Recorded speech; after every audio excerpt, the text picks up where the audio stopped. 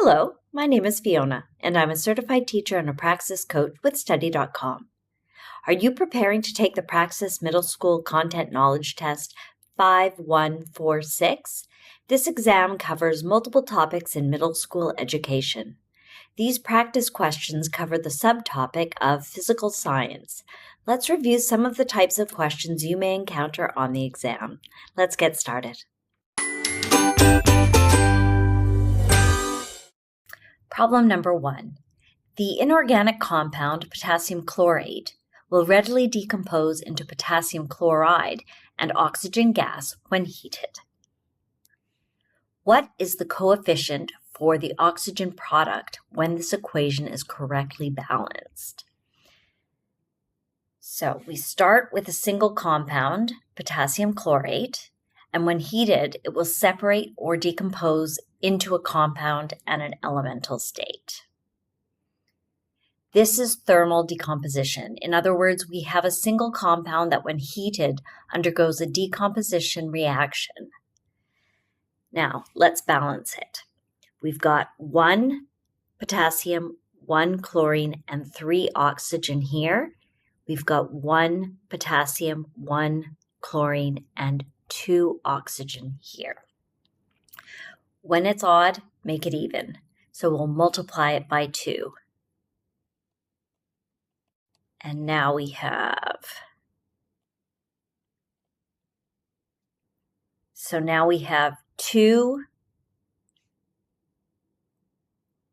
potassium, 2 chlorine,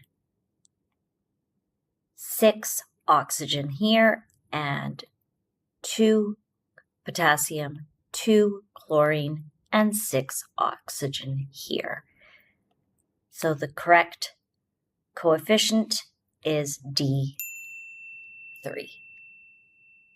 Problem number 2. Gustav Robert Kirchhoff was a German physicist who lived in the 19th century and made great contributions to science, especially in the field of electrical circuits, creating some laws that later received his name, such as Kirchhoff's junction rule. What does Kirchhoff's junction rule state? What is Kirchhoff's first rule? The junction rule, which states that the sum of all currents entering a junction must equal the sum of all currents leaving the junction. So let's look at our answers. That the average sum of the current entering a junction and the current leaving the junction must be positive. That is not correct.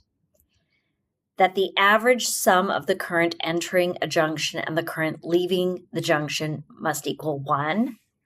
No. That the average sum of the current entering a junction and the current leaving the junction must be equal to 0. That is correct. Let's just look at the last one.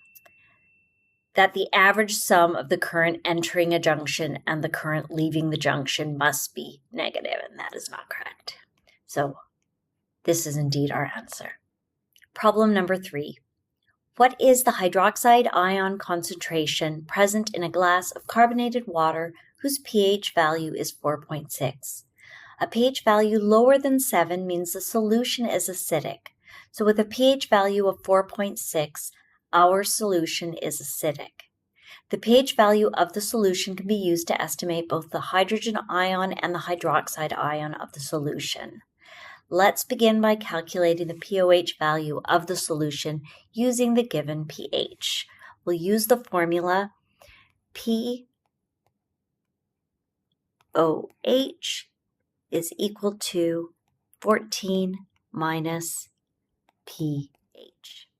So pOH is equal to, in this case, 14 minus 4.6, which is equal to 9.4.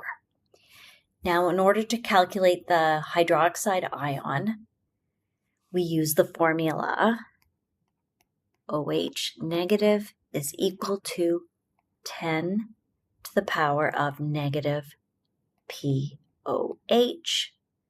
So in this case, it's 10 to the power of negative 9.4, which is 4 4.0 times 10 to the power of negative 10. And there you have it. There's our answer. Problem number 4. A body mass of 3 kilograms experiences an acceleration of 5 meters per second squared. What magnitude of force is required to produce such an acceleration?